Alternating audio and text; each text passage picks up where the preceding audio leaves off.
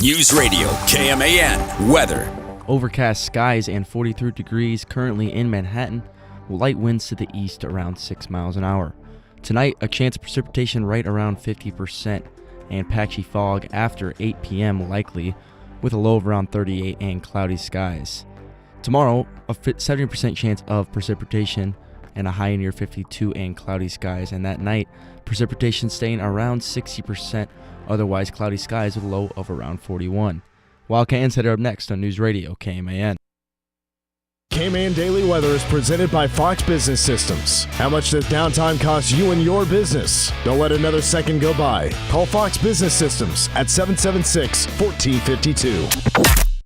The following is an exclusive presentation of News Radio KMAN, your home for K-State athletics. This is Wildcat Insider with the Mercury sports editor Tim Everson and KMAN sports director Mitch Fortner.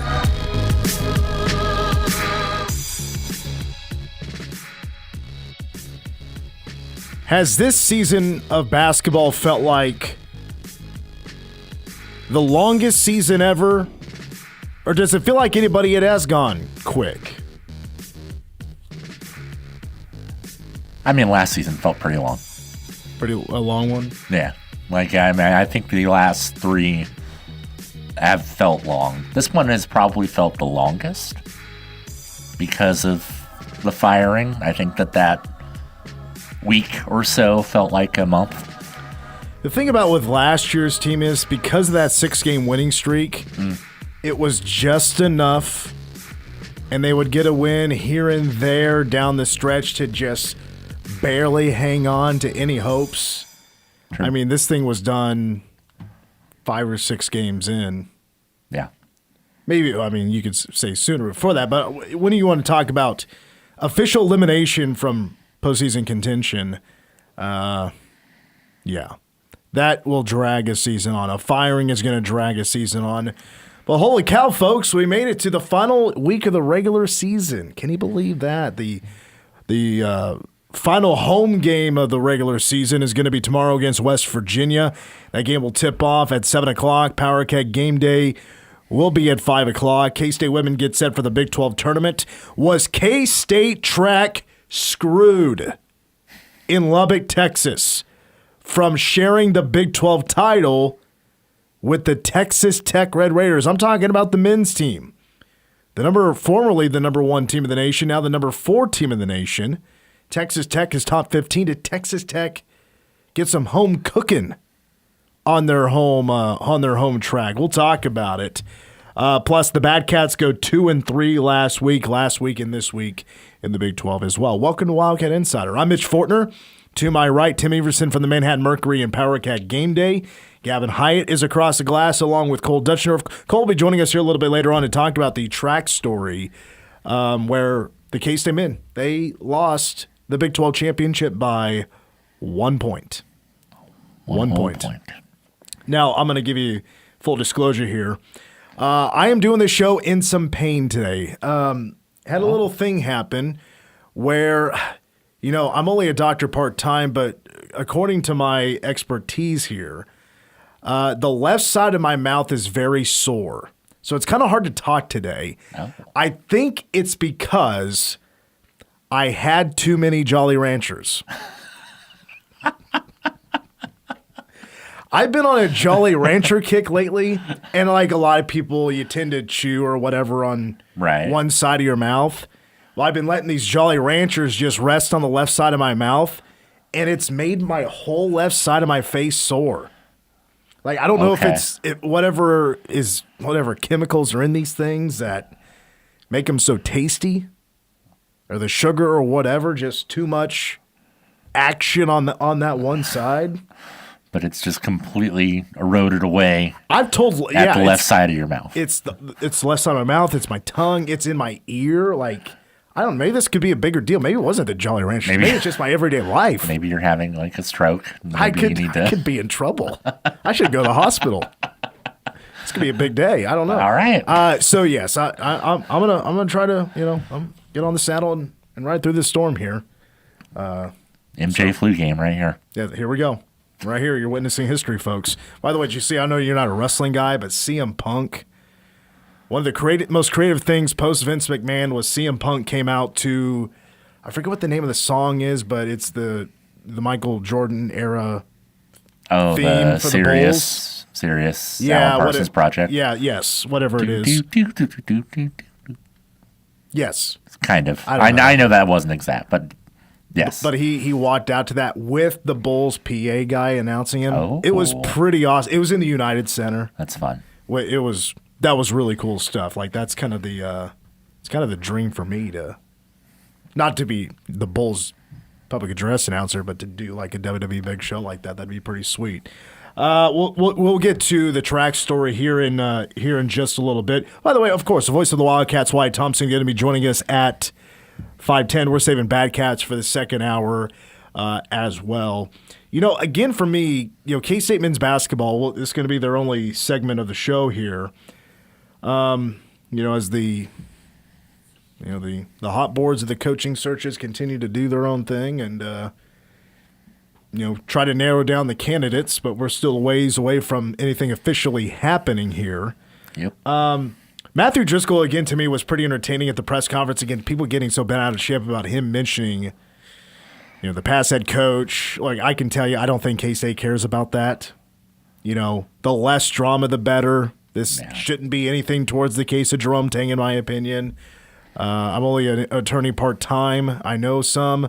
From what I've heard, look, any coach from any program in any situation that's in an interim would probably be saying the same things unless that coach did something like really bad, broke the law, did something horrible. Yeah. And then you don't want to mention that person again. They have had such a long relationship. I don't think – I understand why people are like, he's not supposed to – he's representing Kansas State. He's not representing Jerome Tang. They play for the name on the front of the jersey. But it's just like, look, if Matthew Driscoll's post-game comments get entered into evidence in a potential lawsuit that may or may not be filed, I'll be shocked. Yeah, the way this is now starting to play out, which, not a whole lot really to us from what we know have happened. And I don't know if, like Gene would agree to this, but the way things have unfolded since Jerome Tang was fired, national media is all hot about it. It happened for 3 days, 4 days, and now the national media doesn't care anymore. Nope. We're all moving on. K-State just doesn't, just let things just play out. We'll be over with this in a week. Really, the more damaging, public comments that are coming out of the mouths of the ESPN announcers that are announcing I didn't hear the game. I was obviously at the game. Yeah, I was not. I was at home. I was watching the game. Yeah, it was King McClure, who of course is a former Jerome Tang player. Sure. And I don't remember who was he was the color guy. I don't remember who was play-by-play. Mark Neely. Yeah. They had a whole little conversation about it, which I don't really know if that is super necessary. I don't think you need to. But what else are you going to talk about? I think you can talk about the incident. I think you can talk about the fact that it happened, but I don't think that we need to. We can talk for an hour about TCU being a tournament team. We can talk about that. I guess they are technically. Technically, yeah. Yeah. I don't know. It just felt a little like, okay, yeah, he's a good man, and why are they trying to impugn his character? This is, and I'm just like, whatever, man, whatever, fine. I agreed with people who were saying, how is this TCU team a tournament team? I'm here for you guys. They play in a great conference. They're just good enough, not every year, but most years. Jamie Dixon is a Big 12 standard of a mediocre NCAA tournament team. Has always been that. DY of K-State Line pointed this out to me, I think it was a couple of years ago, and I've never forgotten it, and now I've noticed I think TCU has put this in their media notes. If not, it was K-State. That Jamie Dixon, since joining the Big 12, and he's been there for a decade, so it's right after they joined the Big 12, a few years after, he has never finished above 500 in Big 12 play. Huh. Ever. And now they're 9-7. I'm blanking on who they still have, but I think it's winnable. I think maybe one of the teams is Cincinnati. So if they win one more, it'll be their first year above 500. Yeah. But look, TCU, every year this is what they are. I mean, they're like a 9 seed at best. They're going to get bounced in the first round of the tournament, and they're living with that. I mean, the Horned Frogs are just cool with this, and I think you're seeing what their women's basketball team is doing, and they're for what they're paying for their play. I mean, they're paying a lot of money. Like, they may have one of the highest. They got to have one of the highest bankrolls for NIL for women's basketball. It's got to be up there with the UConns and the South Carolinas, and I mean, to get Olivia Miles, yeah, the best player available in the portal, right? Yeah, you're paying some cash, and who knows if she even entered the portal before the interest was, who knows if they were like, hey, you want to come down here? TCU plays Tech tonight or tomorrow, and they will play Cincinnati on Saturday. So they could finish 500 very easily. Oh yeah. Yeah. Oh yeah. I mean, Cincinnati is turning their season around. Like, they're still in the I think they're still on the wrong side of the bubble, but they're still in the conversation. Wes Miller trying to turn this thing around. I can appreciate it. But for the men on Saturday, they lose 77-68. I mean, they're in it the whole time. These guys just couldn't figure out how to win. And multiple times they got within a point. They got within 2 points. Then they're down 9, back to a point. They're down 10 again, and they just didn't figure it out, and they lose by 9 in this one. P.J. Haggerty with 18-16 from Nate Johnson. There's a couple of things from the post-game press conference that I'll play you here from Matthew Driscoll. That was kind of my main takeaway, and that, the team, they haven't quit, which I felt, yes, I agree with that. I agree that they're still putting in the effort. Here was the comment. I believe this is the right one where he talks about where still trying to pump this team up, something to play for is coming from. I felt very, very confident coming into the game. I felt great. It was a double-edged sword in the sense that played well at home against Baylor, so now we get a chance to stack it, and then we get a chance to knock them out of the NCAA tournament and put a bad loss on the resume. And that was something that we talked about. And I'm going to stop it right there. I found that very fascinating, to where the locker room talk before this game, it's basically saying, look, guys, we're a bad team. We have the opportunity here right now tonight in front of where's the box score here? 8,184 is more like 5,000. Still a great crowd. K-State fans, I'm giving you all the love here, man. For my guesstimation, 5,000 showing up, mostly season ticket holders, not students, hardly any students. But for 5,000 still to show up is I love it. Thank you for that. But to step in the locker room and say, hey, this is a bubble team that's playing tonight. They have something to play for. We have... Well, we can ruin their season. Let's ruin their season. Let's bring less money to the Big 12 for units of the NCAA tournament pay for our conference by trying to knock these puppies out of it. There's a good chance that none of us are in the Big 12 next year. Let's really knock these guys down a peg. I found it very entertaining that, that's what he had to say. Here's the rest of the comment. Kind of give you some kind of encouragement or motivation to go out and play. That it's not just another game. Like, there's some things that we can start doing here. And I'll wrap it up there. I get it. Maybe the toughest job right now is to try to fire this team up. Nate Johnson, Kamari McGriff was also in there after the game, and McGriff talked about life not winning games right now. It's not easy. It's a lot of frustration. It's been a fight to continue to focus on the next right thing, despite what's happened in the past, and just trying to get to the point where we can play a complete 40 minutes. And again, I take my hat off in respect for I appreciate them still going out there and trying to win basketball games. I believe Driscoll also said at one point, if it wasn't on postgame, I think it was like during the Wyatt Thompson pregame interview on the pregame show, that, look, these guys that aren't graduating have a chance to put some highlights still on tape. These guys most likely not going to be here, but a lot of these guys still have an opportunity to still play some basketball, still build a resume, and if they're done with college basketball, move on somewhere else, but still put some good tape together, some good film together, and move on with their lives. So, I still take this as still trying to just, you're digging deep in a well to try to find water for this team to survive and get through the rest of this season. But there's not much left at this point. They went through senior day. They did it a day early. They wanted the best crowd possible here at the end to honor the seniors. Look, at the very least, rather, there's 3 games left, 1 home, 1 on the road at Kansas, and then you have Kansas City where K-State's most likely to go 1 and done. So, if you're looking for the season to end quickly, you got about a week left, and then it's on to full-time trying to find the next head coach. And all the coaches from this program and everybody is going to be moving on. And it's much needed. It's just kind of been a weight that's on.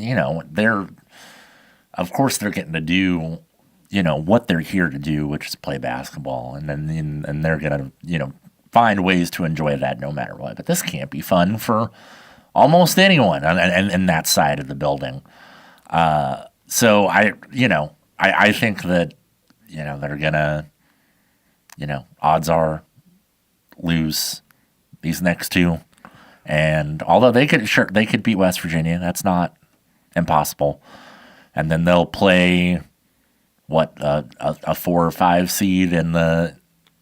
Or no, because they won't get the first round bye. They'll be the 15, so they would play the 10. The 10. So let's not forget the amazing last place race is on and running, folks. 2 games left. We're still tied at 2 and 14 and dead last in the Big 12. Gavin? I was going to say, as of right now, if the season were to end today for men's, they would play BYU. Yeah, because BYU, I don't know their whole – I believe injuries, right? Their depth has taken a huge hit, Shocker that AJ DeBonta isn't the best shooter, but he's still a good scorer. They're still an NCAA tournament team. Yeah, despite being a 10 seed. But would be a team that could dispatch this team relatively easily. Yes. And so, they need 5 guys. And then everyone can just kind of move on. And I think that's kind of what everyone needs to do in this scenario, because it's been not great for a while now, and obviously there's going to be legal proceedings that are in some way or other that are going to be going down here,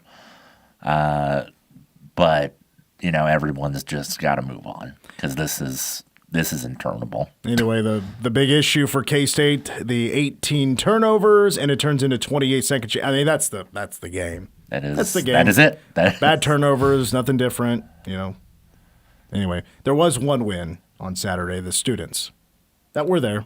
Yeah. Got the free breadsticks. Got those breadsticks. Finally, for the first time, Brett, who sits to my right, who's in charge of the the whole fan experience in the arena and all that stuff. He tells me to talk, when to talk for everything, and he's the best at what he does.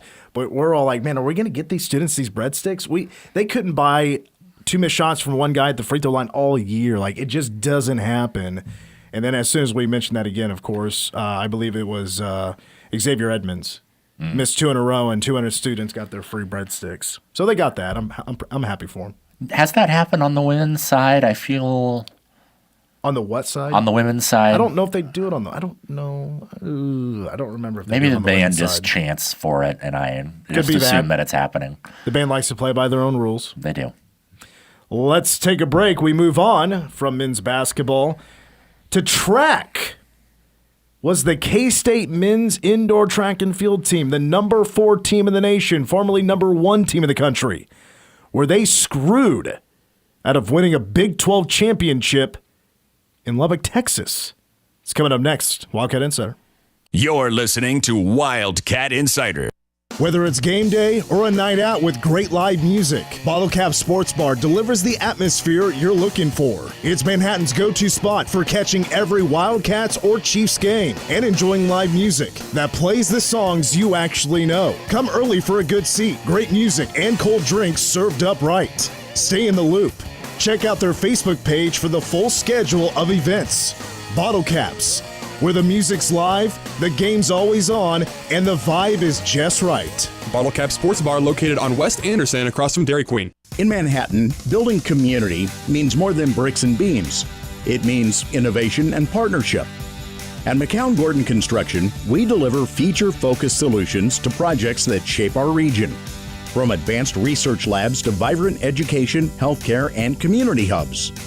We're not just building projects, we're building the future of the Flint Hills with unmatched customer experience and value-driven strategies.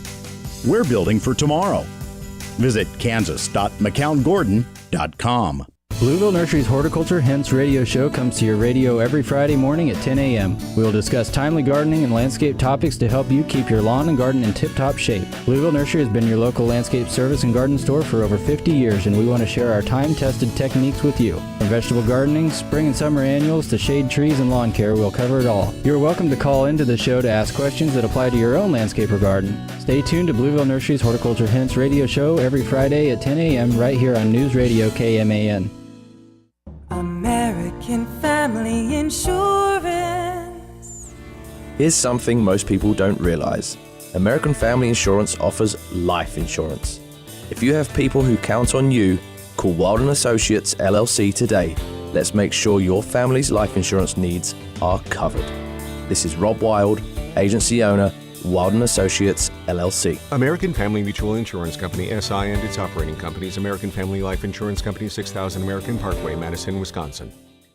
We asked parents who adopted teens to share their journey. There are many times I thought, I can't do this. I mean, what parent isn't worried about? What am I not doing right? What am I not doing enough? And then I realized, wait, that's being a parent. Don't worry about being perfect. I've had around 3 other mother figures in my life, but only one of them has taught me how a mother loves. The greatest reward for me is he makes me better every day. I would tell a family considering adopting a teenager that teenager, whoever it is, needs you, and they need what you have to offer. Taylor's giving me hope. He's our son, and that is what he will always be. Learn about adopting a teen from foster care. You can't imagine the reward. Visit adoptuskids.org to learn more. A message brought to you by Adopt US Kids, the U.S. Department of Health and Human Services, and the Ad Council. When you shop goodwill, you don't just bring home a vintage dress or cat lamp.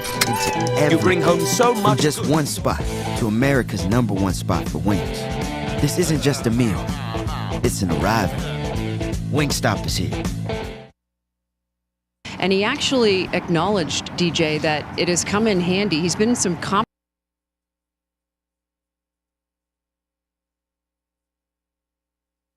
The Ramsey Show. But I hear it all the time. Jade, the system is set up for people like us to fail. There are obstacles to overcome for anybody. For anybody. There's sexism, there's racism, there's ageism, there's all these things, but you're more limited by your own mindset than you are limited by anything systemic. You can't blame your way to a better life. You can build your way to a better life. You can believe your way. You can behave your way. You cannot blame your way. Life and money advice. The Ramsey Show, weekdays from 10 to 1 on News Radio KMAN.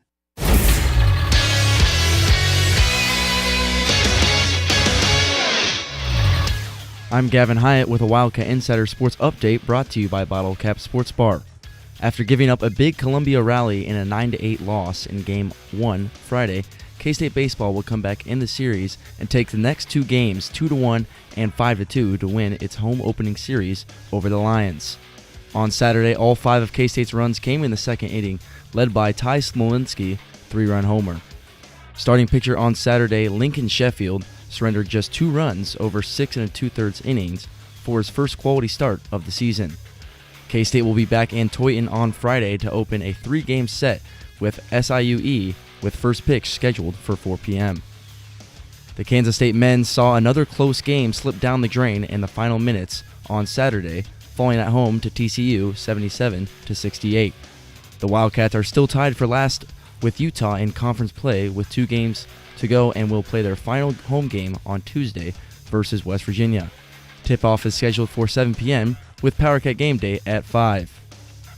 The K-State women led by 6 in the first half against Iowa State, but the Cyclones' physicality down low was too much, led by a 41-point performance from star center Audie Crooks to handle as K-State fell 93-79 in Bramlage on Sunday.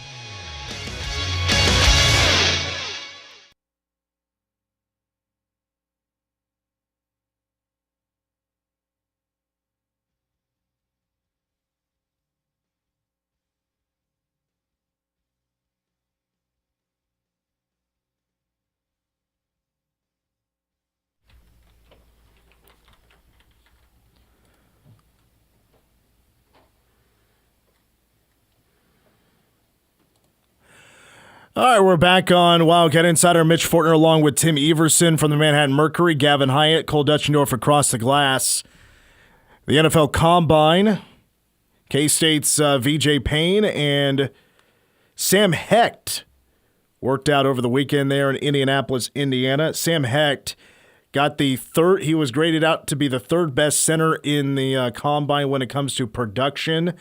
Athleticism, he was 8th best, and he got an overall total score of a 74, ranking out as the 5th best center in the NFL Combine. Not too bad. I saw that his 40-yard dash was a 5.1. It's pretty good for a center. He was just 1/10 of a second off from being the fastest center in the Combine. That's pretty sweet. Broad jump was 8.5. I feel like that's pretty good. For VJ Payne, he's one of the fastest guys in the entire Combine. Ran a 4.4 40. His athleticism score was the third best among safeties. But overall, his total score, I guess his production score, he didn't do the 3-cone, he didn't do the 20-yard shuttle, didn't do the bench press. So he wasn't going to get the best overall score because he was ranked out to be the 18th best. But as the NFL Combine lists these two gentlemen, Sam Hecht is projected to be a starter in the NFL, and VJ Payne will open up as a good backup with the potential to develop into a starter. But he got a good grade of 70. Sam Hecht was good as well, graded out as a 74 at the Combine. That sounds about right. I think Sam Hecht really impressed at the Senior Bowl. I feel like I saw a bunch of stuff about how he was just tearing people a new you-know-what hole. So, I mean, good for him.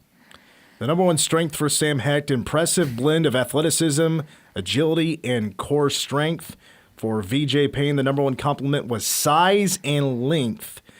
Will be enticing for evaluators. Okay. All right, so we're still a ways out from the NFL. We're like 7 weeks, 8 weeks out from the NFL draft. Meanwhile, we're only 2 weeks out from the College Indoor Track and Field NCAA Championships. We hope our K-State teams are strong contenders to win it all. I feel like it's going to be the closest we are to a national championship this year. But let's go to a little controversy here. For those that don't know, the K-State men in track and field, indoor track and field, are studs this year as a team. Really good. Yeah. Really good. They are the number one team in the nation there for a while. They slipped to number 4, but then the Big 12 championships come up in Lubbock, Texas. Here comes the 1,600-meter relay.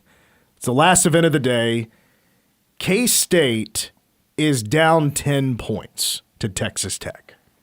So basically what that means is, in the final event, K-State would need you want to get first place, you want to get those 10 points, and then Texas Tech, who's very strong in this event, very strong, was most likely going to win it until something happened. The door opened for K-State. Now, they didn't all run together, but K-State and Texas Tech were in the same leg, the same heat. Same heat. There you go. Yeah. And other teams ran in another one, but timing was very important in this. So, second leg of this heat, it is Texas Tech and Arizona State very close to one another. It was Mateo Medina, who's just ahead of Texas Tech's runner Cameron Neal, where it looked like Arizona State's Mateo Medina, when he reached back on, kicking, he's trying to push, clipped the Tech runner. He falls, trips up the Tech runner. When the Tech runner, he didn't drop the baton, he gets up, but he steps out of bounds. To get back on the track. He gets back up. He's a little shaken up, but he finishes the race. With that win, Texas Tech got 1 point. Texas Tech wins the Big 12 title by 1 point. But is this thing a schmoz? Is this a screw job? Is this home cooking for Texas Tech to win on their home course? Is Texas Tech involved in this? Who knows? So we now go to our indoor track and field correspondent, Cole Dutchendorf, who has more on this story. Cole, was K-State right to appeal this? And they did twice, should their appeal have been granted? Were they screwed? Or was this the right move by the judge, the appeal judge? Well, where I'm going to go to first is some of the frustration for K-State fans, at least what I was seeing on Twitter, was earlier in the day. It might have been that same day. It might have been just over the course of the weekend. It was the 1,000-meter race. And there was a complaint because an Iowa State runner ran outside the track and was disqualified. He ended up winning the race, was disqualified. And what I want to start off with is these two situations are completely different. What the Iowa State racer did, the runner, completely, it was not impacted by a fall by someone around him. He wasn't shoved out of bounds. He took 3 to 4 pretty blatant steps, cutting off on the curve, going around on lap 2 or 3, I believe. And what the Texas Tech guy did was basically losing his bearings after being pummeled to the track by the Arizona State runner. Took a couple of steps into the out of bounds, came back onto the track. And what I saw in the rule books is there's a little bit of discretion here. So there's a lot of rules for when runners are not in lanes, but when you have a violation, there's something that they continually go back to, and that is marginal advantage. And so that's if, within the Iowa State case, there was a marginal advantage there because he was cutting off distance that he had to run by cutting in front of a couple of other runners. Whereas in this one, to me, if I was a referee judging this, it would have been, yes, he stepped out of bounds. It wasn't in an attempt to shave off some of the distance of the race. It wasn't to cut off another opponent. It was stumbling back to his feet, trying to get back into the lane. So I think in that case, there's the discretion of this didn't give him an advantage. He stepped out of bounds for a couple of steps, yes, technically against the rules, and I guess if you were being a true 100% stickler, then he probably would have been disqualified. But I think there's discretion when something like this does happen, when there's a collision on the race. And yes, he stepped out of bounds, but there's the discretion for this doesn't give him an advantage in the race in the long run. So you could have got that footage anywhere. Where'd you get this info? CNN or something? This was the two races are on YouTube, and then this was straight from the NCAA rulebook. You could have gotten that anywhere. It's true. What do you think, Tim? I think this is home cooking. Fake news. I think K-State was screwed. Fake news. No, I think that makes sense. I had seen some of the tweets about this. I had not investigated further. It is unfortunate. For sure. But, you're just going to have to, minor setback, major comeback. And I will say, did it hurt that the meet was in Lubbock for Texas Tech? No, not at all. Sure. That probably could have helped. But still, that's not to discredit anything that I just said either. Well, Twitter was helping me out big time to keep up with all this. And when I saw that the K-State men, they were up 30 points after day one. I looked at that blind as in I didn't know the whole story. What had happened so far? What are other teams good at? Look, I'm very new at keeping up with college track and field, indoor, outdoor. A kid that I went to high school with, shout out to Ryan, was a thrower at K-State. That's really the last time I really kept up with any college track and field. So I'm kind of getting back into it. We're going to have Travis Gufford on the show tomorrow to hear from him himself about this whole thing and what he agrees with or disagrees with. They appealed it a couple of times from what I've heard. The only bummer for Texas Tech is that I guess at the track meet it kind of killed the mood a little bit because they had to wait for the appeal to happen, the review. I even somebody posted the official paperwork on Twitter with a big old piece of purple tape on it. So that just delayed the celebration for Tech, who sweeps the titles, and the Tech men have actually won 4 in a row, according to what I've seen. So, congratulations to Tech. Tech fans were on Twitter then talking trash to us. I was like, you sons of, we're supposed to be on the same side here. We're supposed to be bros or stepbrother, whatever. We're supposed to get along. Somebody really hit me in the feels on one. It's must stink when the only sport you're good at is track. I was like, whoa, we're getting a little too far here. You're burning us bad. That wasn't fair. Maybe it's kind of right now, but it's not going to last for very long. Unless our baseball team is playing in northern Louisiana. They're pretty good. They can win other places. Yes, sir. Which we're going to talk a little bit baseball here a little bit, but look, that sucked. I mean, losing the Big 12 tournament by 1 point, it's the Big 12 championship by 1 point. Even if it is track, even if it's sport we don't pay attention to every week or every year. Because K-State, last year was dead last? Or maybe it was 2 years ago was dead last in this event in the Big 12, and you go to second with a coaching change and a little bit of maneuvering in the portal or in recruiting. Okay, obviously this program, hiring by Gene Taylor, has taken some pretty significant steps in the right direction. Yes, I heard people been showing up to these K-State events to check out the Cats in person. They've had some events where you could go up close and personal, like bring your lawn chair, go to the the throwing pit or whatever you want to call it, or the pole vault pit, and go watch this action up close. Like, it's pretty good access to some of the best athletes in the world, and watch what they do. And to be fair, we don't know. Maybe they're just an outdoor team, and we're just not. We don't even know that's where. Yeah, they're pretty good in indoor, but once you get these guys outside, that's when the natties start to fall. Well, I hope so. But I'll take one in 2 weeks. Regardless, you're absolutely right. The progress that has been made, I think it's,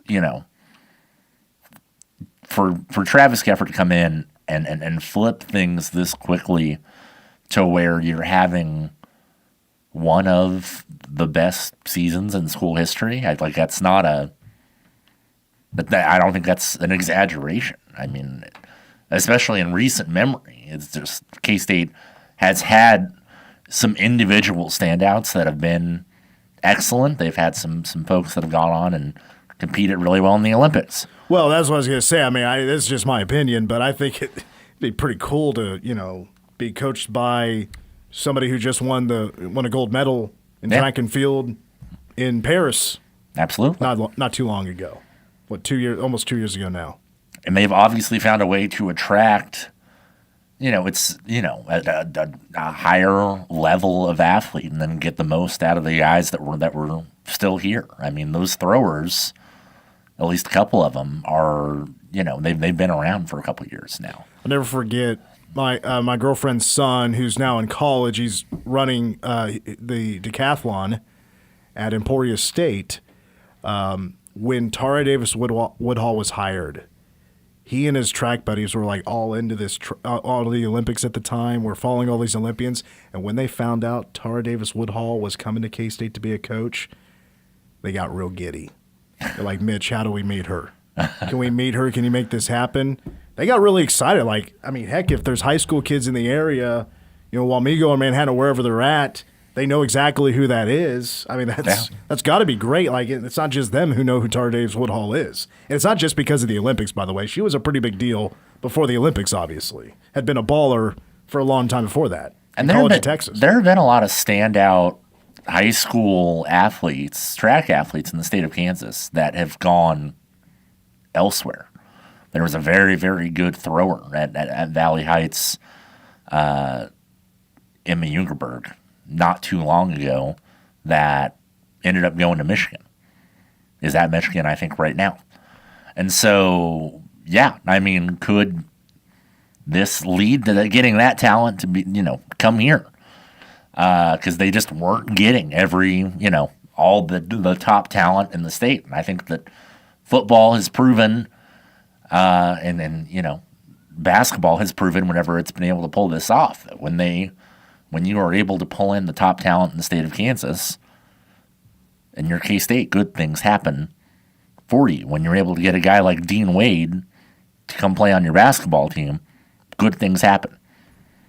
Well, the two runners from Manhattan, Hannah Pellin and Harley Omley. Yes. When they ended up going to one went to Ole Miss, one went to Texas Tech, and just won a Big 12 championship. Yep.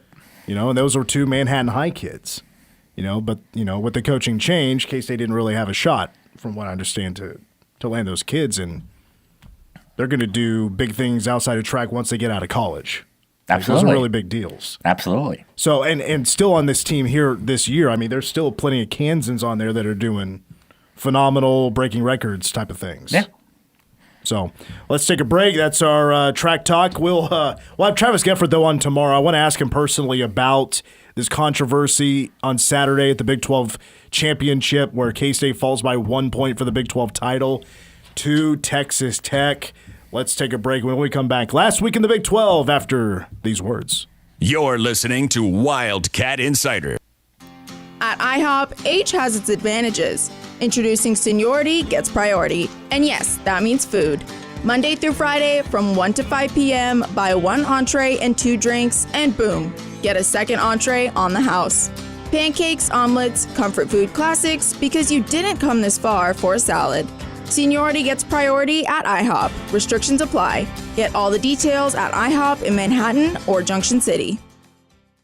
A cancer diagnosis doesn't just affect one person, it affects the whole family. Join Meadowlark Cancer Program on Thursday, March 26th at 6:30 p.m. at the Press in Manhattan for Understand and Empower, talking with kids about cancer. This free program offers honest conversation, reassurance, and practical guidance for families navigating cancer, from diagnosis through survivorship. This opportunity is open to adults of any age in the Flint Hills region affected by cancer.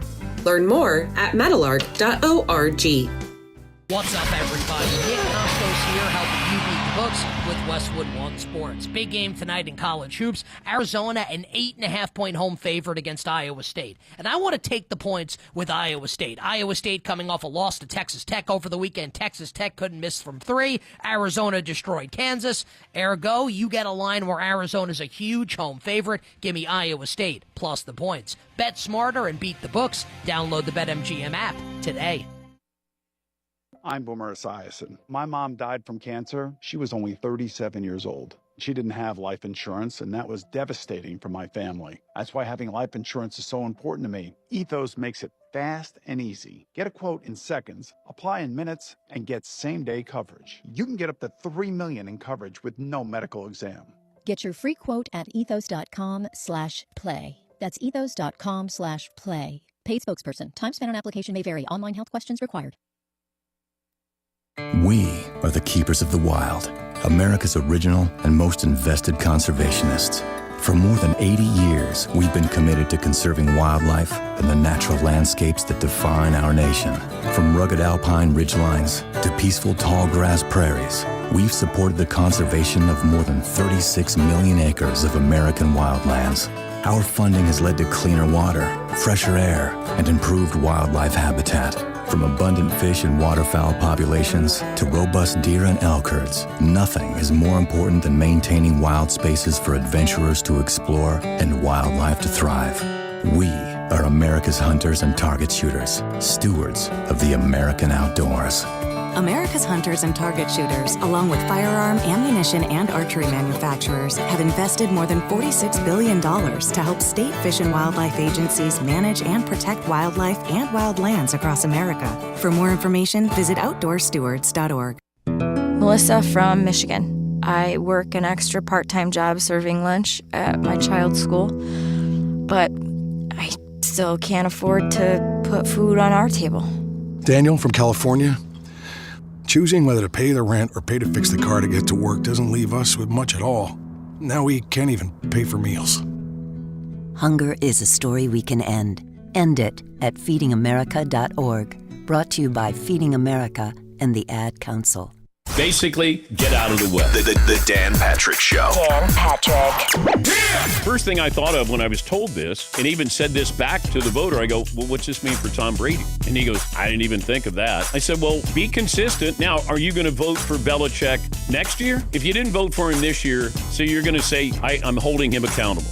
Don't vote for him ever again. The Dan Patrick Show. Dan and the Danettes and you. Dan Patrick, weekdays at 1 on News Radio KMAN. News Radio KMAN. Weather.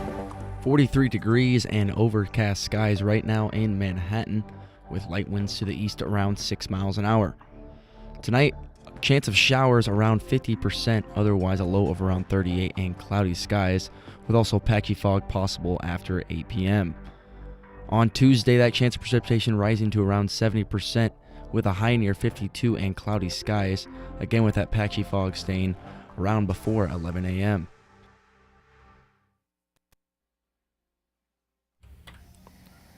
Woohoo! Woohoo! Back on Wildcat Insider. I'm Mitch. Over there is Tim. Over yonder is Gavin. Phone number for the phone line, for the text line is 785-537-1350. Questions or comments? We could talk basketball, baseball, track, whatever you got on your mind. You can let us know. We will talk with Wyatt Thompson to lead off hour number 2. Baseball talk coming up as well. Last week in the Big 12, as of course things are winding down, and Arizona has already guaranteed a tie for the Big 12 championship with 2 games to go, and everybody else 2 games back of them. That's Houston and Texas Tech. So Houston and Tech looking for a tie. What, not KU? No, unfortunately for the Jayhawks, they're now 3 back. They are now mathematically, I'll put this in baseball terms. They're mathematically eliminated. Oh, no.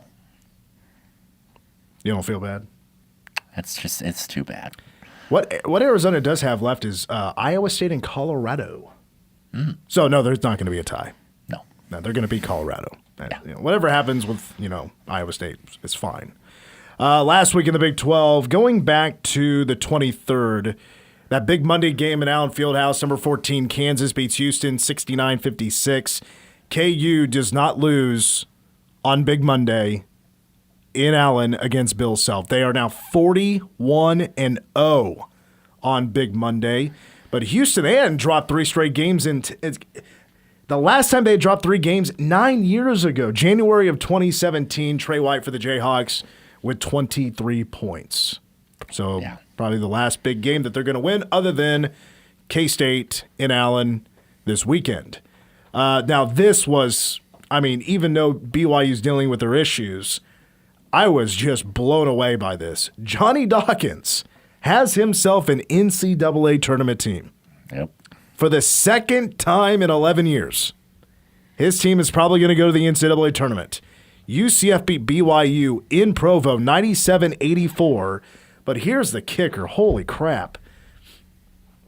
UCF led at the half 52-28. That's not winning the game. That's more than just a comfortable lead. That's an absolute butt kicking. There in Mormon land. That was the largest lead. Largest lead was at 26 points at one point for UCF. UCF was 58% from 3. On the 28th, a couple days ago, Kansas beats Arizona. The other way around. Arizona beats Kansas. It was a butt whooping there over the Jayhawks, 84-61. Darren Peterson had 24, but that was the game that clinched Arizona at least to share a tie of the Big 12 championship game. On the women's side, KU upset Texas Tech 68-59. They're not the first to do. A lot of teams have upset Texas Tech this year, it feels like. Jayhawks finished the game on a 16-3 run. Now, this was the big game of the weekend because College Game Day Women's Basketball Edition was at Schollmeyer Arena in Fort Worth, Texas. Looked like a really solid crowd on hand. Watched a little bit of it. And number 11 TCU beats Baylor to claim the Big 12 championship for their second straight season. 65-53 the final score. So TCU repeats. And how about this? Their home winning streak. So consecutive wins at Schollmeyer Arena is at 42. I would assume it's the nation's longest winning streak, other than maybe the UConn women in stores. Right. That's the only one I would think that could be larger right now. Weren't they the team that didn't UConn win like 99 games in a row? They were playing for 100 and they lost. Does that sound right? Right, but yeah, because this was like what a bummer that is. 5 or so years ago, something like that. They won like 3 straight championships, national championships. The other notable game, Texas Tech beating Arizona State 58-51. Red Raiders big in that game, shot 43%. But that's the big reason why Texas Tech is still in the hunt to win the Big 12 tournament. They have themselves a good seed. However, they will potentially await K-State in the second round. TCU does have the longest. It is currently. Right okay, now. So currently at 42 games. That's pretty insane. But that is the last week in the Big 12. Take a look at the Big 12 standings right now on the men's side. So like I mentioned, Arizona wins the Big 12. They earn a share. They're 14-2. Houston Tech tied for second at 12-4, tied for fifth. Iowa State and Kansas at 11-5. And then you have 2 teams at 9-7, UCF and TCU. 8-8 is very interesting because it's coming down to tiebreakers. And Gavin was right. Earlier in the hour, he said if season ended today, here comes the Big 12 tournament. Cats are the 15. BYU be the 10. They'd face each other in the first day. But who knows what's going to happen in these final days because it could be BYU, it could be Cincinnati, it could be a rematch with West Virginia in back-to-back weeks. Those are most likely going to be one of those three teams is going to be that matchup for K-State in the first round. They're all tied at 8-8. One of those teams will be that 10 seed and then go down to the bottom here.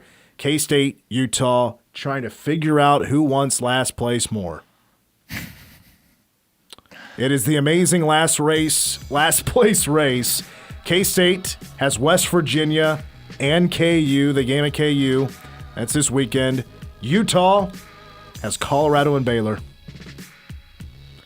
The chances of K-State being the 16 seed, I think, I don't know. Utah's a bad team. Yeah. They're a bad team. They are. But can K-State get one win? They just need one win. They just need to beat West Virginia, and K-State will be the 15 seed.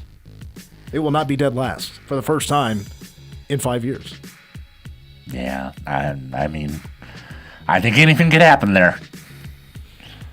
I don't know. Honestly, deep down, I don't like K-State's chances. All right, we got to wrap it up. Hour 2 of Wildcat Insider coming up next. Hear that? That's the sound of your life. Perfectly imperfect. Beating in rhythm to the world you've created. But every time you drive after drinking, the music gets drowned out.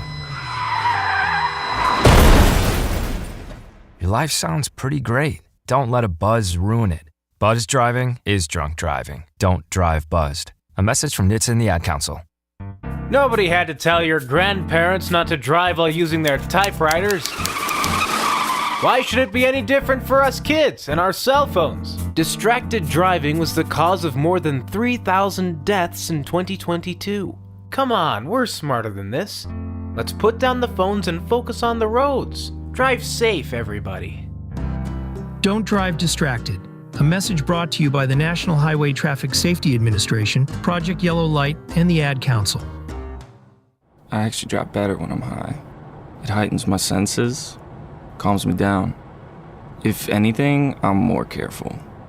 Honestly, it just helps me focus. That's probably what the driver who killed a 4-year-old told himself. And now he's in prison.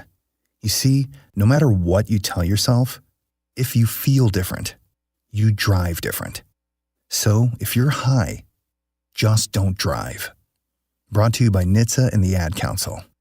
Helping your inner circle prepare for emergencies can start in many ways.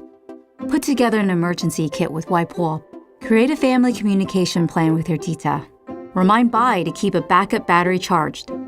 It all starts with a simple step, telling those you care about to be ready for the worst.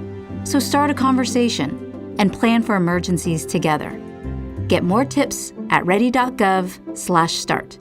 Brought to you by FEMA and the Ad Council. 75 years strong, bringing the news, sports, weather, and conversation. News Radio, KMAN, Manhattan.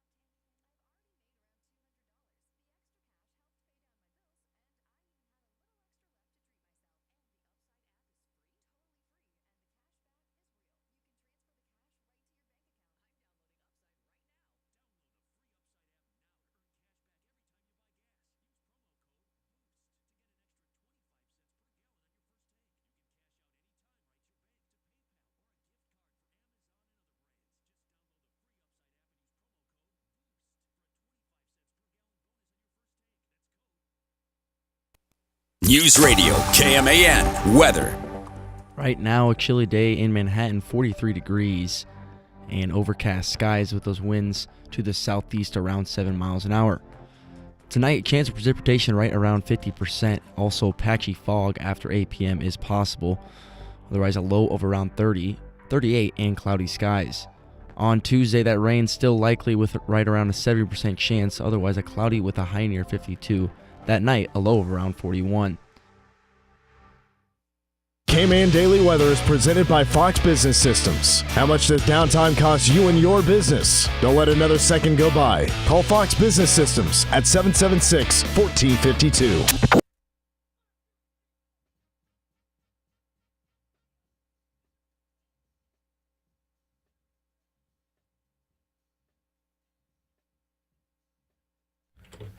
Did you see Eric Clapton announced a concert for Kansas City? No. I think it's in September. I didn't know he was still performing. Oh yeah. He's playing the hits. Okay. Good. You know, Derek and the Dominoes. He's doing Cream. He's doing the full catalog. Except for he's not doing I Shot the Sheriff. Why? That's wrong. It's classic, I know, but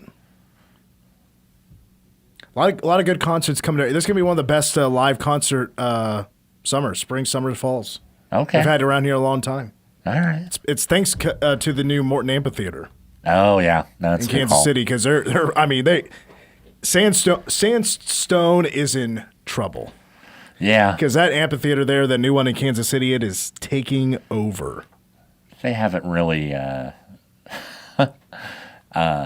it's been pretty much stuck in like 2005 over at Sandstone. I do love it. Oh, I love it there too. I mean, do. Some of my first concerts were in that venue. But Morton Amphitheater is like bringing everything. Yeah. Like Kansas City isn't getting skipped over anymore, folks. And it's because Morton. I don't know if it's just the salt company. Like they've just put all this money into this place or whatever, but.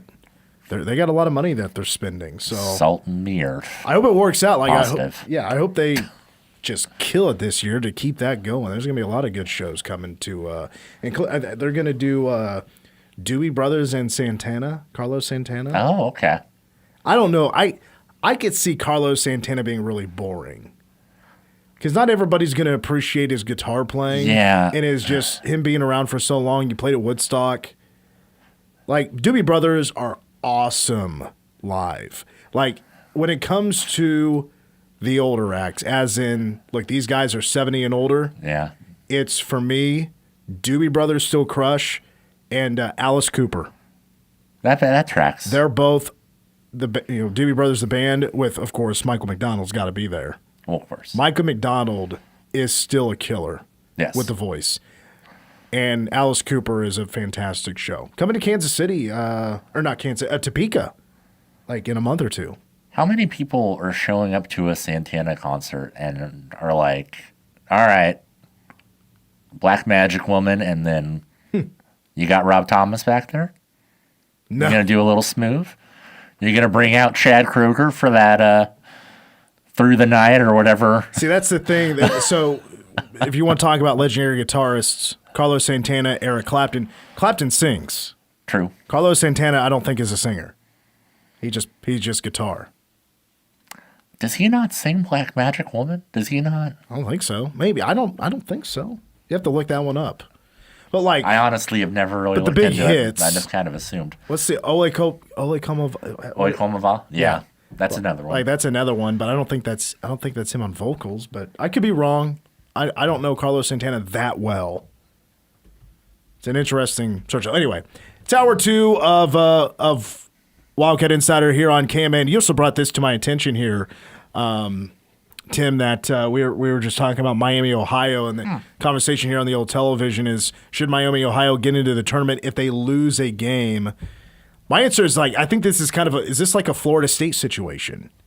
Like if Miami, Ohio goes to an injury, like a big injury, like one of their top players, should they be left out, or a loss or two, should they be left out? Their net ranking is 52. I mean, that's in the territory of look, this is up to the committee now if you're going to get in or not. You're on the bubble, so to speak. But I think they're going to win their conference tournament. I would much rather see Miami of Ohio than a mediocre Big Ten team. Yeah.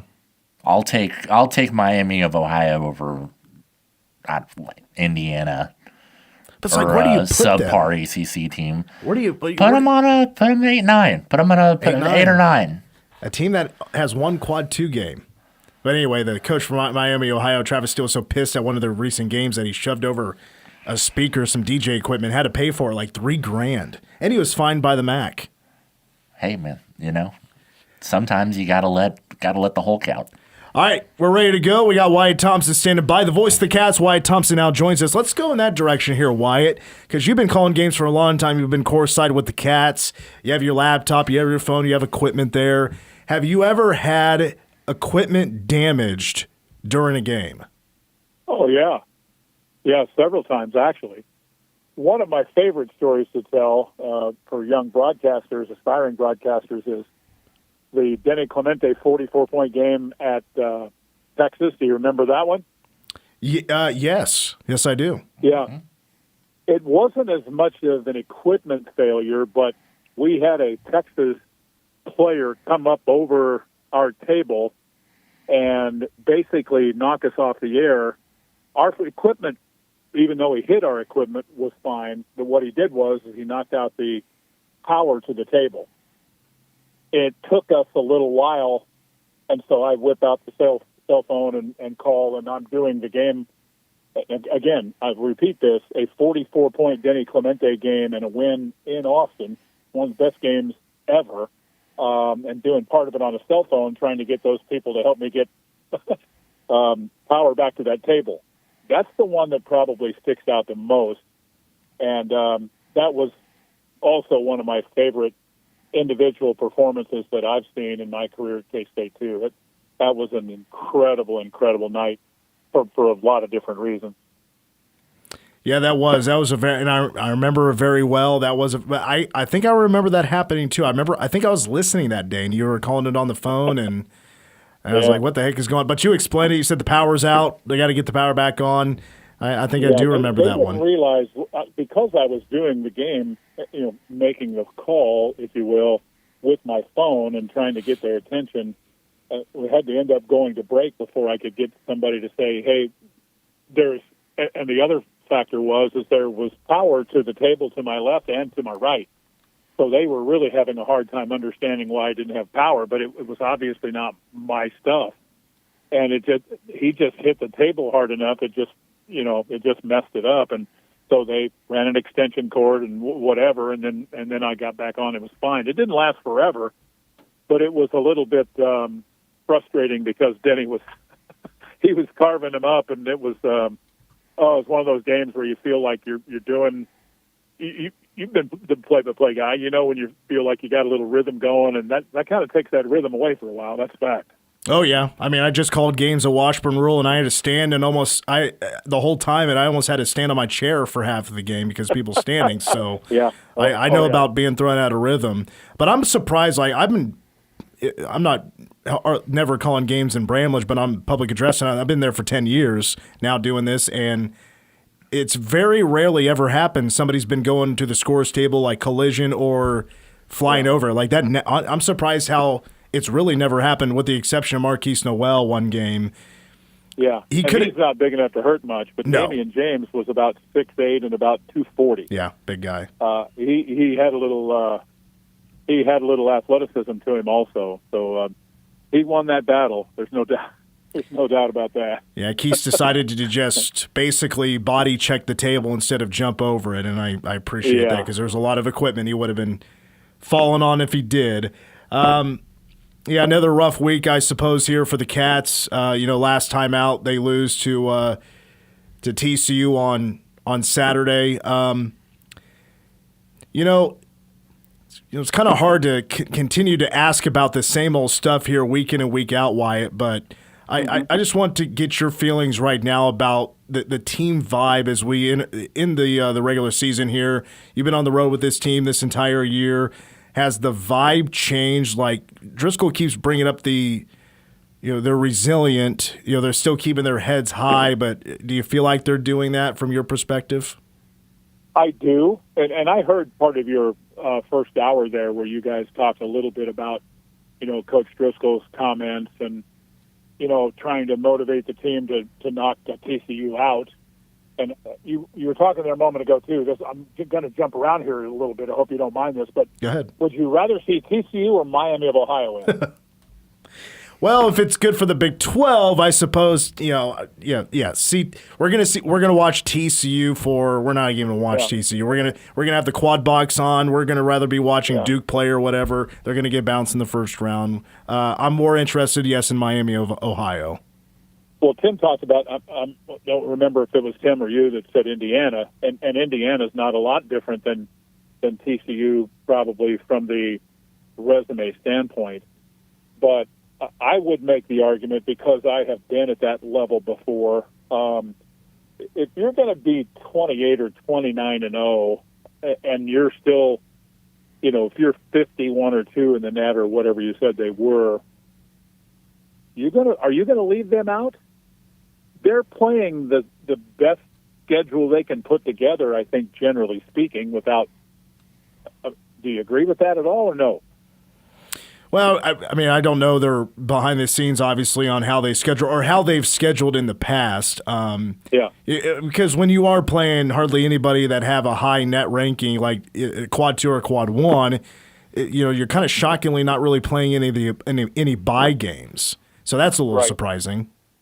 Yeah, it is. And I understand both sides of it, and I've been on both sides of it, but I guess that's the point. I think trying to be as fair as you can possibly be, and I had a really interesting conversation a few days ago with Jason Benetti, who was in on that little run-through committee thing, and he said it was one of the most fascinating things he's ever seen, because it isn't anything like most people perceive it to be, where you got this guy, fighting for this team and all of that. It's just all business. It's all about, this is the way he described it, not me, but they're comparing, strengths on strengths, weaknesses on weaknesses, and a lot of times the teams they don't necessarily matter until you get right down to, okay, let's get down to these last few, and that's the way he described it for me, and I thought that was pretty interesting. He said he loved it and was glad to experience it, because it's not what the perception is from most fans, from the fans that talk to him. I thought that was pretty neat. Do you put TCU, West Virginia, Cincinnati, of those group of teams, who is the better team of that group? Is it Cincinnati because on just kind of the role they're on right now, or who do you put in the? It's a great question, because I think from my perspective, the first thing that popped to mind was the game is all about players, right? And I believe the best group of athletes / basketball players of those three is Cincinnati. Now, if you get them on a night where they're not making shots, but you can say that about anybody, right?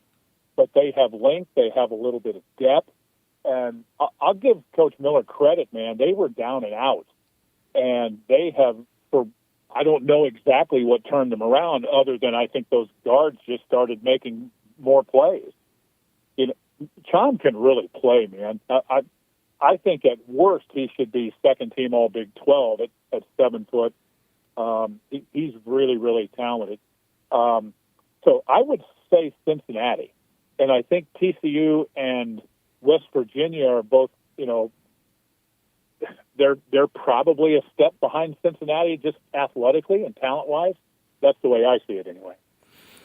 Wyatt, got a question coming in from Twitter for you, which is kind of cool. But they want to know if you've put any interest in research in who you want maybe to be the next head coach of K-State men's basketball. Or is there a name or two you're looking at? Well, sure. I don't know whether I'll say them necessarily on the air, but I guess for the purpose of trying my very best to do the question is what it deserves, and I appreciate the question, because I would say that, the people that I've studied is probably the same that most have looked at. I like the guy at St. Louis. I like the guy at New Mexico. I like the guy at Utah State. There are several others out there, and what I tell people is I do think, from what I've been told, that there is more interest in this job than maybe the perception might be from the national media or from fans or whatever, just based on, this season and the situation with Coach Tang and all of that. It's a Power 4 Big 12 job, and I think they're going to hire a good guy. I don't necessarily have a guy that say, boom, that's the guy I want. At least in terms of the people that are most talked about in association with the opening. Would I take John Shire? Sure. Somebody like that. But, I don't know that he's going to leave Duke to come to K-State. That's just me. But I think I do think there's some interest out there, though, for some guys that could do a really good job here. How's that? Is that a fair answer? Yeah, absolutely, and I agree with you. I mean, all the names that are there are, like, it's a – I don't know if risk is the right word, but you're taking on chance on anybody that you're going to hire from, if you call it the 100%. mid-major level or like a group of 5 type of level. Yeah, absolutely. But there's a handful of candidates that I really like that I wouldn't be disappointed if it's either one. The best example that I try to give people, honestly, is Greg McDermott. I don't know how you explain, how well he did at I'll say a mid-major, and then didn't do well at all at Iowa State, and look what he's done at Creighton. I don't know how you make that make sense. Iowa State's a pretty good basketball job. It's probably better today because of Otzelberger than it was when he was there. But for whatever reason, that didn't work. But he's had a heck of a run at Creighton, right? So you're right. That's my point of that is that there are no slam dunks. I always say that K-State didn't know they were getting Bill Snyder when they got Bill Snyder. And if you're being honest with yourself, KU probably didn't know they were getting Roy Williams when they got Roy Williams. Right? Yep. Sometimes it helps to just be lucky. Let's hope K-State can get lucky.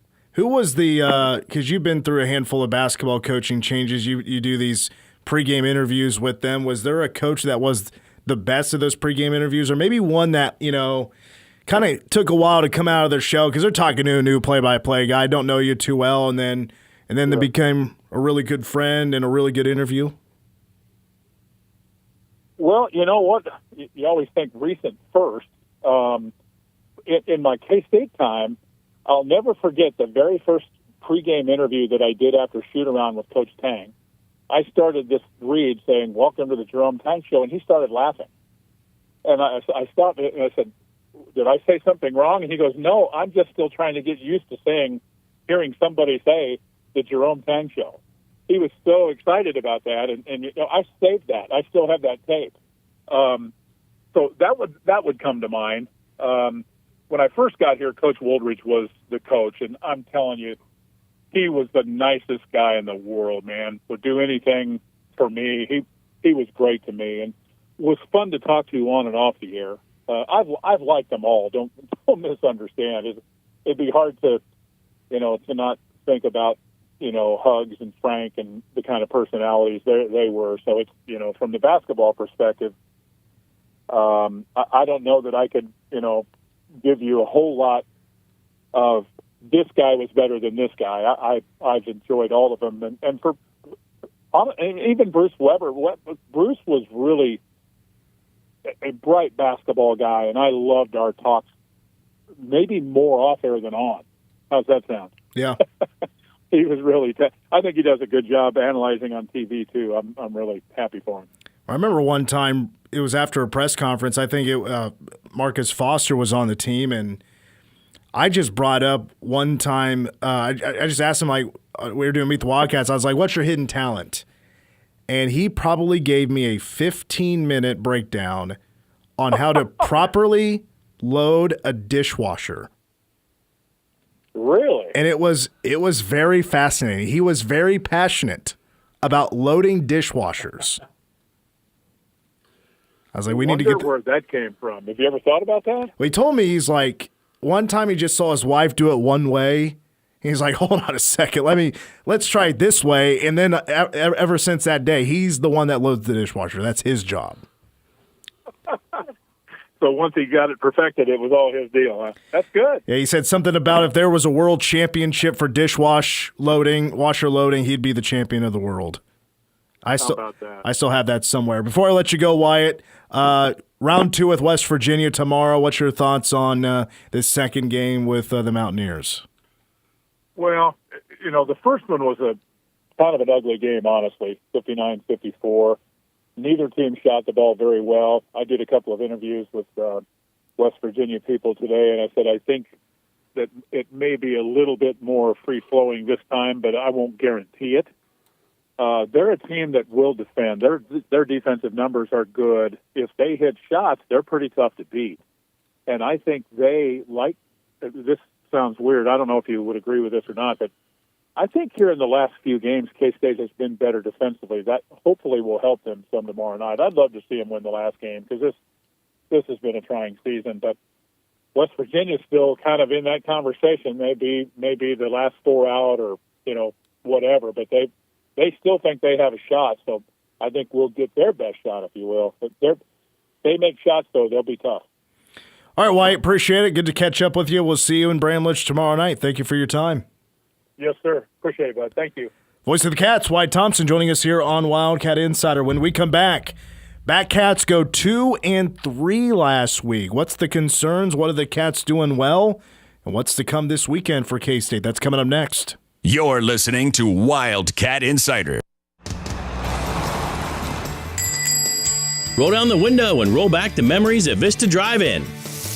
Juicy burgers, crispy fries, creamy shakes mixed just right, fresh squeezed limeades, and that taste you've loved for generations. Family night, date night, or just a quick bite done right, Vista Drive-In makes every stop a classic. So hop in the car, bring your appetite, enjoy the food that never goes out of style. Vista Drive-In, great food, great memories, served fast. Vista Drive-In, serving Manhattan since 1964, a Streeter family business. Our family serving yours. In Manhattan, building community means more than bricks and beams. It means innovation and partnership. At McCown Gordon Construction, we deliver feature-focused solutions to projects that shape our region. From advanced research labs to vibrant education, healthcare, and community hubs. We're not just building projects, we're building the future of the Flint Hills with unmatched customer experience and value-driven strategies. We're building for tomorrow. Visit kansas.mccown-gordon.com. Manhattan Broadcasting is keeping it local. Dollars spent locally today help build a better community for tomorrow. Quality Collision is still open for business while they improve the intersection by the dam. Dodging a few orange cones is worth it to receive quality restoration. Keep your car looking as good as the day you bought it. Quality Collision, where quality is more than their name. It's a promise to their customers. Connect to anywhere in the world with daily flights to Dallas and Chicago when you fly local with Manhattan Regional Airport. You'll spend less time driving, saving you gas and time. And more importantly, you'll get home quicker to the ones you love. Click your next flight at flymhk.com. Baskin-Robbins Love Potion 31. If you know, you know. If you don't, get down to your locally owned Baskin-Robbins in downtown Manhattan and see what your friends know. Love Potion 31. Chocolate, raspberry, and chocolate hearts is a fan favorite. Baskin-Robbins, scooping up smiles 31 days a month. Manhattan Broadcasting is keeping it local. Find more great local businesses plus special deals and offers when you keep it local on our website. Standing at the edge of a rocky shore, you breathe in the cool, salty air, watching the sun disappear on the horizon. Across the globe, someone begins their day along a sandy beach, listening to the rhythm of the crashing waves. You each envision a world beneath the water, vibrant life in every imaginable form. Now, imagine it's all gone. What was once a place of wonder and beauty is now a dull, lifeless wasteland. Food, jobs, medicine, all gifts from the ocean, all gone. Time is running out to protect our oceans, and without our love, everything the oceans provide can and will disappear. It's our choice. Love it or lose it. Help protect our oceans. Visit World Wildlife Fund at wwf.org/love. Okay, kids, Dad's gonna teach you how to dance. First, spread your feet apart. Then, pump your knee, nod your head, shake your hips, and bite your lip ever so slightly. Now, with one hand in the air, point at people with the other hand. I call that the rock star. Dance like a dad. It's a great way to make a moment with your kids. Now, make a face like it just smells something bad. Visit fatherhood.gov. Brought to you by the U.S. Department of Health and Human Services and the Ad Council. Hi, it's Olivia Munn with my shelter pets, Frankie and Chance, reminding you that when you adopt a shelter pet, you discover all the things that make them unique. Adopt pure love at theshelterpetproject.org. Brought to you by the Ad Council, the Humane Society of the United States, and Maddie's Fund. For area high school scores, recaps, league standings, and coach interviews, check out Scoreboard Saturday at 8 a.m. during football and basketball season, including coverage of the Centennial League, NCKL, Big East League, Flint Hills League, and the Twin Valley League. Scoreboard Saturday on News Radio KMAN is powered by WTC Communications.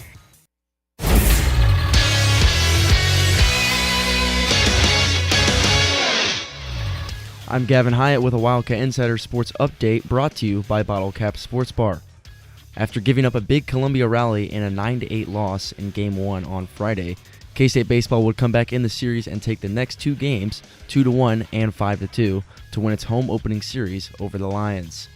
On Saturday, all 5 of K-State's runs came in the second inning, led by Ty Smolinski, 3-run homer. Starting pitcher on Saturday, Lincoln Sheffield surrendered just 2 runs over 6 2/3 innings for his first quality start of the season. K-State will be back in Toyton on Friday to open a 3-game set with SIU-E with first pitch scheduled for 4 p.m.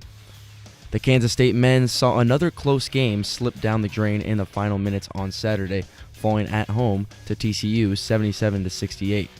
The Wildcats are still tied for the last with Utah in conference play, with 2 games to go, and will play their final home game on Tuesday versus West Virginia.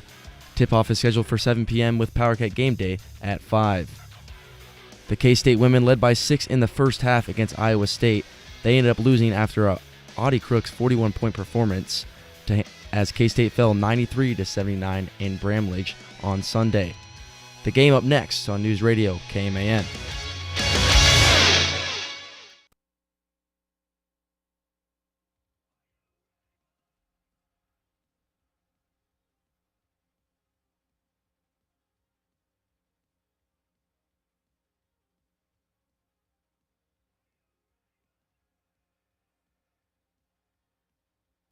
All right, we're back on Wildcat Insider. Mitch Fortner, Tim Everson, and Gavin Hyatt. Need to catch up on some of the text questions, some of the Twitter questions. At Mitch the Fort on Twitter, at The Game, KMAN on Twitter. Will any Cats from this year's team make all Big 12 teams? Yes, I think so. I mean, 2. I think 2's going to make it. PJ Haggerty. Yes. One of the nation's best scorers. Anybody's going to look at the numbers. Everybody's been scored on by PJ Haggerty. He's going to get plenty of votes. I don't know if it's first team. I don't think it's going to be first team. Probably not. But, second team, whatever.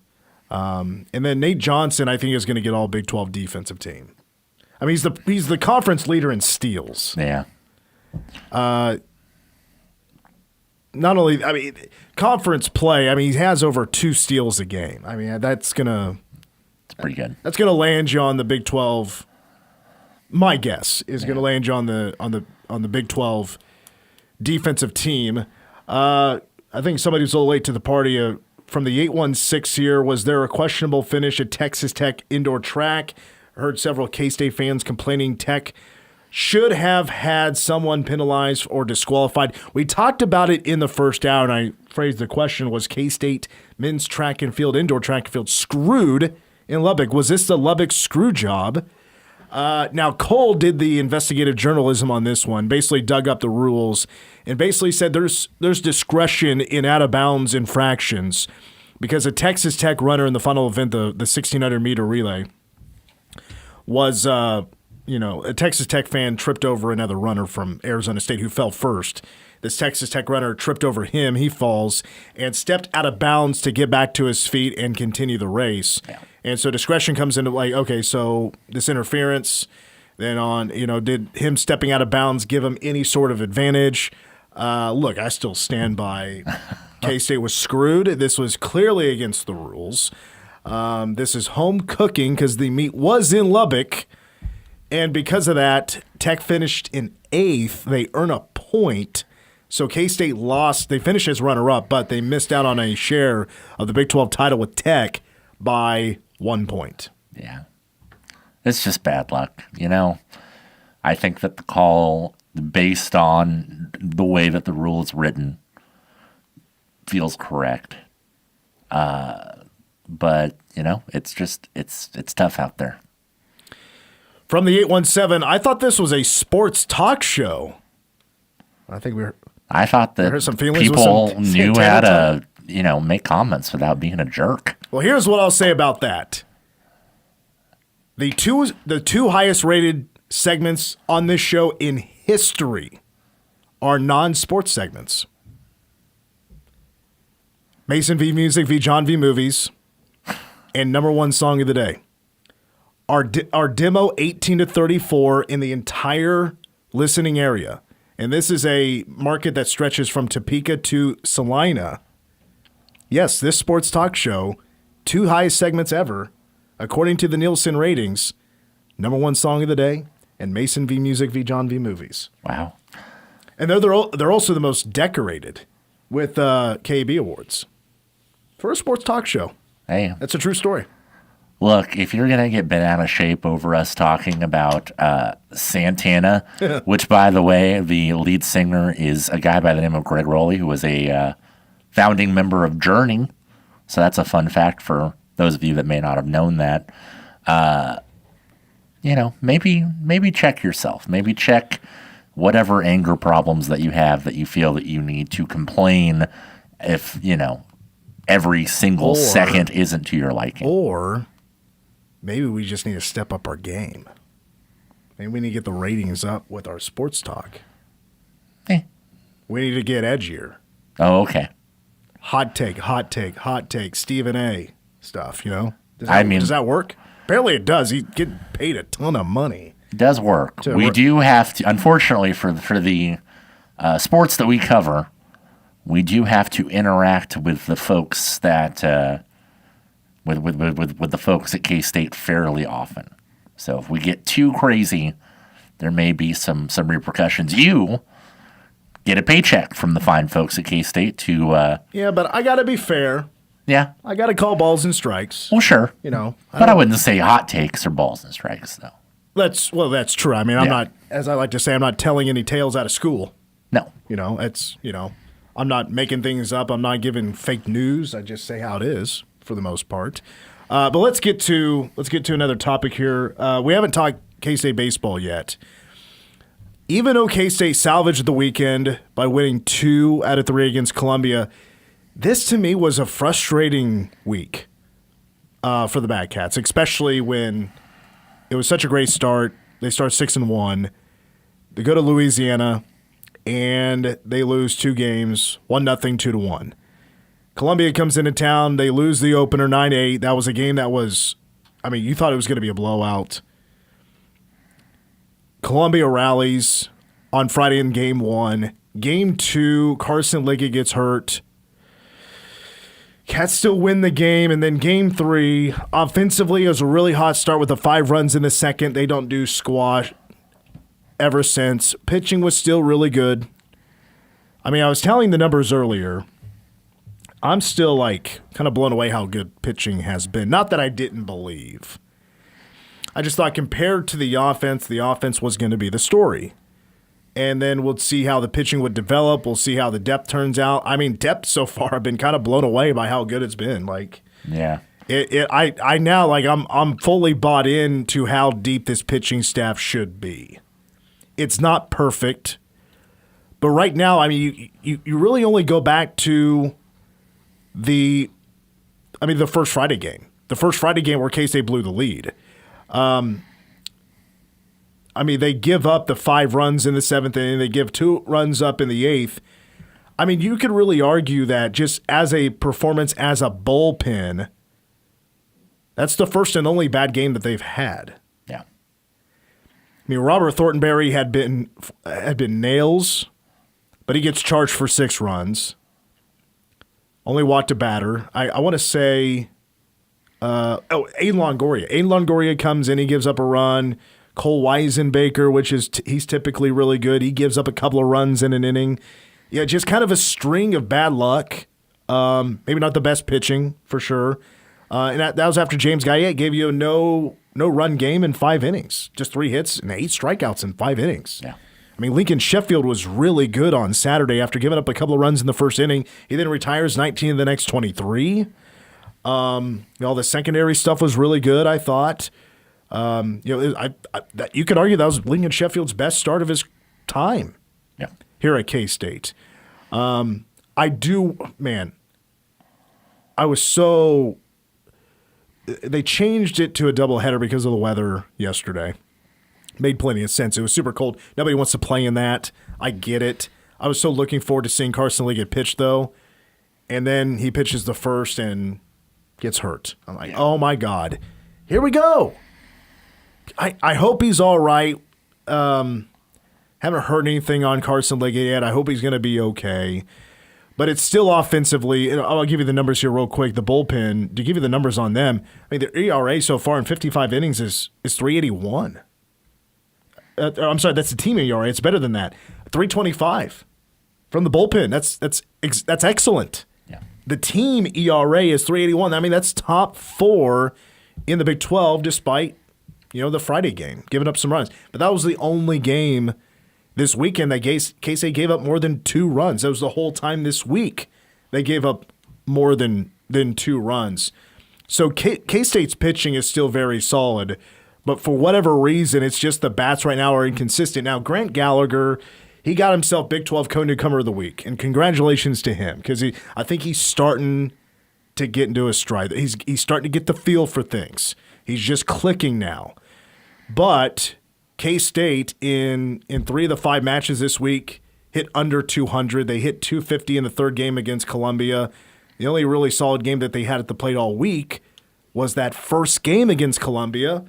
When they hit 308, when they were getting guys on base, they had 12 hits in that game, which was their first double-digit hit game since the opening weekend. It's really ever since been that opening weekend, the offense just hasn't been that K-State Pete Hughes offense. Yeah, I mean that's that's been the most notable deficiency over the last week and a half or whatever. Which this coaching staff has a track record that they will get this figured out. We know just based on the past with the guys on this team, they are capable of performing at a much higher level when it comes to being at the plate. I'm not overly worried yet, it's not, look, Columbia was not good and not a good team coming in. Dropping a game is not ideal, but you find a way to rally. You win those 2 games. You gotta find a way to step up your game a little bit, and that starts this weekend when SIUE comes to town. I want to play this real quick clip of Pete Hughes talking about the offense, and I want to get to K-State women's basketball. Here's Pete Hughes. I asked him the question on Saturday about the offensive struggles. We're not even close to where we're going to be offensively. You just gotta keep those lulls at a minimum. And we're just not making adjustments in game individually. We know what adjustments to make, but you have to go out and make those adjustments. You can't continually be pitched the same way, and that's what's happened in those games. And you go to Louisiana, they had some good arms. The park was playing big, the wind was blowing in, so a little bit with the elements, but we certainly underachieved on Tuesday and Wednesday offensively. But it's all about in-game adjustments. Yeah, I can't speak on every game offensively with the eye test. I mean, the only time I've seen K-State in person so far this season was Saturday. And K-State did win that game 5-2, but after the second inning, it was a big giant lull. Not a whole lot of excitement. The long ball wasn't really a threat at all. K-State has this team has power, but again, the long ball, the wind was a factor a little bit as well. And I understand the elements being a factor, but K-State right now doesn't have the power delivering. And so, is this team just trying to figure out another way to be consistent? But I think my consistent takeaway was they need to swing the bat. It was just, to me, it was taking a lot of 0-1 pitches, and it's 0-2, and laying off the secondary stuff or laying off the off-speed pitches. And it's like nobody wanted to swing at a changeup. Nobody wanted to swing at the sliders. And, were they just sitting on a fastball or just mistiming things? The guesses were wrong. It's just kind of a string of, and I agree with Coach, the adjustments. It was a major lack thereof. And so with SIUE coming to town, probably not a great team. They haven't played anybody yet. This is by far their toughest opponent yet. They're coming here. K-State also getting the midweek off, I think, is great because they just got done with a ton of stuff on the road. They played a ton of games on the road. They just got home. So we'll see. I fully expect K-State to certainly win this series. Pitching has been certainly solid enough that they're going to make it a game. K-State's offense stepping up. We expect it for sure, and I think they will. All right, you want to get to K-State women's basketball here? Yes, absolutely. All right, so Audie Crooks was a problem. K-State had no answer. Taryn is getting into a lot of foul trouble. I'll get your thoughts on that game, but they've wrapped up the regular season. The Big 12 tournament is arriving on Wednesday, and I got to say, for their draw, look, not expecting them to get to the NCAA tournament or run the table. That's 5 games in 5 days. Yeah. I can only think of one team in history on either men's or women's side to ever do that, and not K-State. But it's like, all these teams are going to play. K-State kind of waxed them earlier in the year, So it's like, hey, let's see what happens. It could be fun. Yeah, exactly. You get a Cincinnati team that you handled pretty well, and then you get to play a Texas Tech team that's good, but a team that you've beaten at their place if you win. So it's their first loss of the season. Yeah, absolutely. Right? Now, obviously, they were having a bad day. Who knows what happens if you go in for a rematch? But at least there is a roadmap that you have that has been successful that you know how to play if you're playing Texas Tech.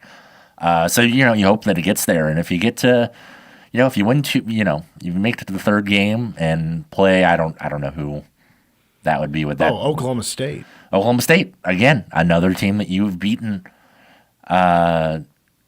It's not crazy that they can make a little bit of an extended stay. Like I don't expect there are just some certain teams that that have some advantages physically that they could run into the Baylors, the TCUs, the Iowa States that this team is just not going to be able to handle. But let me ask this real quick. Yeah. Are you going to book a hotel room before the first game? I am not booking a hotel room at all. I will be having some alternative lodging. I'll be sleeping in a tent outside of the T-Mobile Center. I was about to ask, who's this? Who's the lady you're talking to? Yes, I will be staying with my girlfriend. So we'll be doing that. Yeah. Oh, this is official? Like it's a we don't need to do this here, but yeah. Look, this is what this show is. It's not always sports here, Tim. It's not always sports. You're gonna make that guy so mad. No, but if I were doing that, I probably, I don't know. I mean, I feel fairly confident that they can. The drop off. There was a big logjam between 8th place and 12th. That had to be sorted out on Sunday to figure out kind of who. And if K-State had beaten Iowa State, they would have been the 8th seed. Because of tiebreakers, they would have been a 3-way tie with Iowa State and BYU. And we got our first round bye. And then a three-way tie. It goes to overall records between those 3 teams, and BYU has beaten Iowa State, and K-State would have a win over Iowa State. And so K-State would have the best record out of the three. Unfortunately, that did not happen because of a very, very bad second half where K-State was out-rebounded like 30 to 5, I think, in the second half. It was real bad. It was real bad. And that's like that. I mean, they were 17-0 in second chance points. It's just you're not going to win that way. Iowa State started off the season really, really good. Like, they were one of the best teams in the country. Addie Brown got hurt. She is their best post-entry passer that they have, and they got her back a couple games ago, and it's taken a couple, but this kind of woke up the beast a little bit. I would not, if I were a higher seeded Big 12 tournament team, I would not want to face Iowa State right now. They are very, very dangerous. But I don't know. I mean, I think odds are, NCAA tournament, not going to be in the cards. That's fine. You go to Kansas City, you win a couple games, you feel good about yourself, and then hopefully you get to host the first round or two of the WBIT, which I think is kind of, from what I'm hearing, the plan for K-State. They feel like they have a good shot at kind of being in that position. And the cool thing about that is if it works out in the way that you want it to, you can host up until the semifinals, which are held in Wichita. Yes. And the finals. So theoretically, you could play that whole tournament and not leave the state of Kansas, which I'm sure K-State fans would love.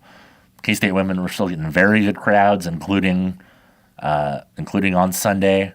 It was a very good crowd to see the women, and so I'm sure that there's still a lot of excitement around this team with this very young core that's very fun to watch, and they want to play. I mean, even Tess Hill wants to play another game. So I mean, yes. let's do what we got to do to get more games at home. Big 12 tournament starts Wednesday, 11 a.m. tip. Pre-game at 10:30 against Cincinnati. We'll take a very quick break. We'll wrap up Wildcat Insider coming up next. You're listening to Wildcat Insider.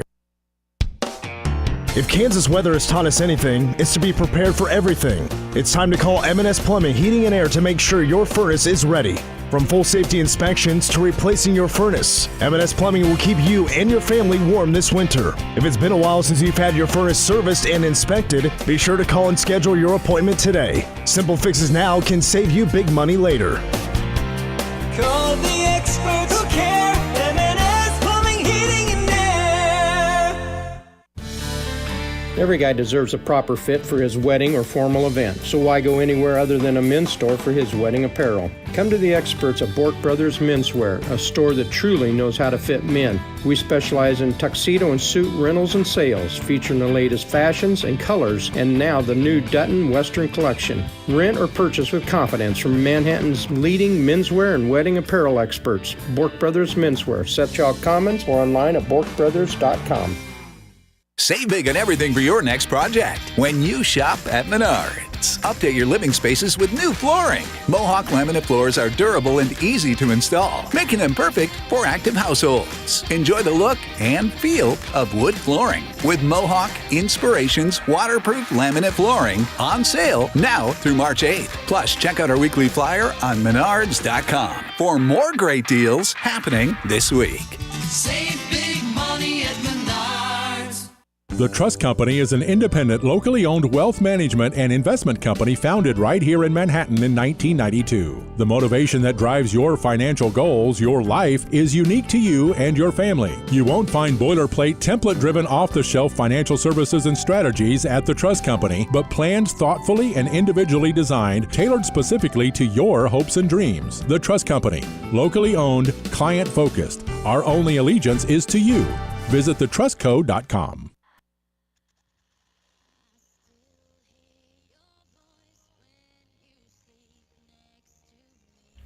I think we only got this song one time in Bramlage this year, maybe twice. maybe twice. Has there been a sandstorm this year? Once. Yes. Gavin, what game was that? What was a sandstorm game? It wasn't Utah, was it? We got it once. Because the KU game wasn't ever close enough to... No. It wasn't a Big 12 game, I don't think. It wasn't? Wouldn't have been Seton Hall. Maybe it was Seton. Actually, I think it was the Seton Hall. I think Seton Hall was the sandstorm game. Okay. I was nudging Brett. What game? I think it was. I was nudging him for the Baylor game. I was like, sandstorm. Let's get sandstorm going. No, but we got. I think instead we got Every Time We Touch, which is good. That was like I don't like the remix version though. It's got to be with the lyrics. Let the gal sing. Oh, absolutely. Let her do her thing. With the lyrics, I get why you don't do the lyrics. It's because it's just hype music, right? But it's like kind of clubby. Does that make sense? I like, I do. I like the original. I think I saw on TV. Did they shut down the lights? The cell phones get turned on at yesterday's women's game? Did that happen during a break? No. Unless I think it was at the end of the third quarter. Oh, I went to the restroom, so it could have happened while I was going to the restroom. They FS1 did a shot of Iowa State fans, and it looked like they turned down the lights, but I don't think they were playing Sandstorm. Yes, between the end of the third and fourth quarter, I think I ran to the restroom. The entire Iowa State pep band made the trip down, and they didn't bring their instruments, but they were just kind of in a little section. They were quite loud. I mean, it was good for them. There was a good cheering section for Iowa State. Not, especially in the second half, things really hurt a lot of the cyclone powers. We should have had a band off. I think 2 pep bands would be fun, especially for, you have the room during women's game. Regular season game? Like it's more like a tournament game? Yeah. That can be fun. It's interesting. They were just down here for the game. Like, Iowa State's not playing until Thursday, right? Yeah, I'm sure they just went back home. Yeah, just went back home and they didn't come back down to Kansas City. That's not a fun drive. That's not a fun drive at all. All right, that's going to wrap it up for Wildcat Insider. Had a lot of fun. Hope you did as well. Tomorrow, we're only on for an hour, and then I have Power Cat Game Day starting at 5, tip-off at 7 for K-State and West Virginia. K-State track coach Travis Geverett will join us tomorrow at 4:30, talk about the controversy at the Big 12 Championships. For Gavin, Tim, I'm Mitch. Go Cats.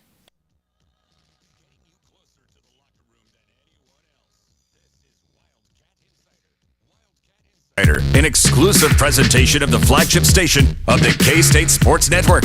News Radio 1350, KMAN. Okay, kids, Dad's gonna teach you how to dance. First, spread your feet apart. Then, pump your knee, nod your head, shake your hips, and bite your lip ever so slightly. Now, with one hand in the air, point at people with the other hand. I call that the rock star. Dance like a dad. It's a great way to make a moment with your kids. Now, make a face like it just smells something bad. Visit fatherhood.gov. Brought to you by the U.S. Department of Health and Human Services and the Ad Council. Every time I feel my baby kick, I sing. You don't understand. I never sing. I'm not good at singing. I'm the only person I know who's been booed off a karaoke stage.